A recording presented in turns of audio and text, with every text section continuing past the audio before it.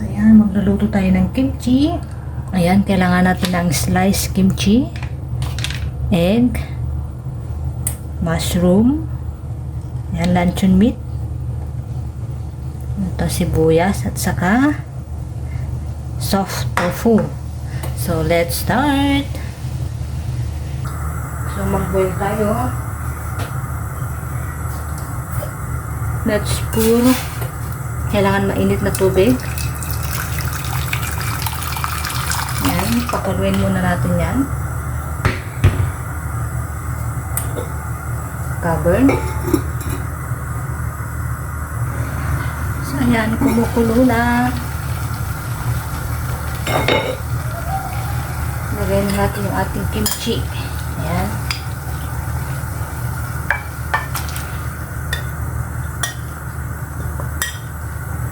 Mix lang natin.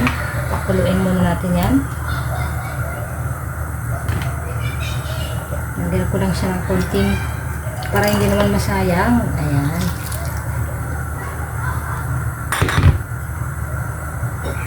Pakuluan muna natin ng mga hanggang kumulo. So, ayan, kumulo na. Lagay na natin yung ating onion.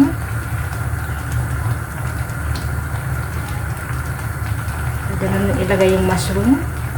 Enoki mushroom.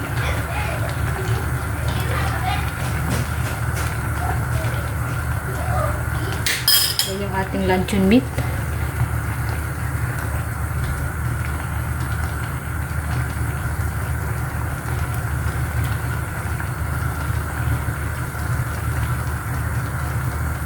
Paghiwa-hiwalayin lang natin siya. Ganito lang yan kasimple, guys. Yan. Yan, takpan muna natin. Pakuluin. So, yan. Tignan natin. Maglalagay na tayo ng chicken cubes. Kunti lang.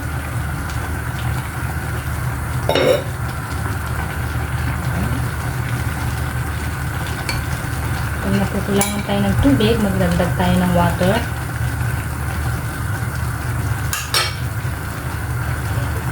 Kailangan boiling water, guys. Ayan.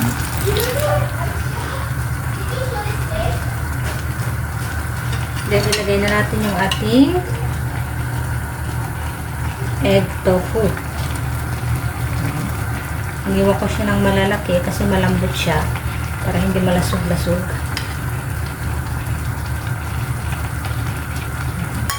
Dahan-dahan lang.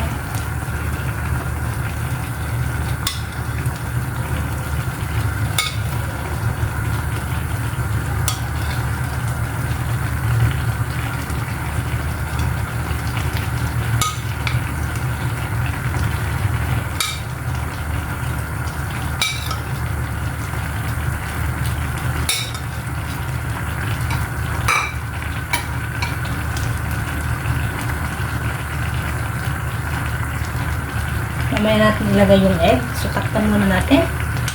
Kukok muna natin sa konti. Magdagdag tayo ng konting asin. Salt taste. Pamintang durog. Ayan. Nag-mix lang natin. Pero dahan-dahan sa pag-mix. Para hindi malasog yung ating egg tofu. Ayan. Tama lang. Mabilis lang itong maluto, guys. Mamaya natin ilagay yung egg. Pag ready to eat na. So, ayan. Luto na ang ating kimchi. Mamaya natin ilalagay yung egg. Pag isa-serve na natin, saka natin ilagay yung egg mamaya. Ayan. Ito yung ating egg. Pero pwede rin na walang egg, guys. So, ayan guys, last part, bago natin iserve, maglalagay tayo ng 2 egg, o pwede nyo dagdagan guys, kung mas gusto nyo mas maraming egg.